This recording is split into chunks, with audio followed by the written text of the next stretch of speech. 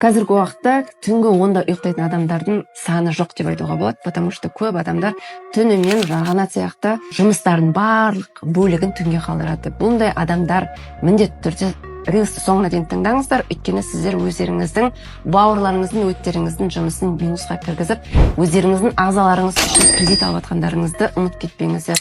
Өйткені түнгі уақытта бауыр 10 мен 2-ның арасында өте маңызды жұмыс атқаратын уақыт. Егер сіз осы 10 мен 2-ның арасында ояу жүретін болсаңыз, бұл біздің ағзамыздағы үлкен процестерге тежеу жасайды. Соның әсерінен сіздің өтіңізде тас болуы мүмкін.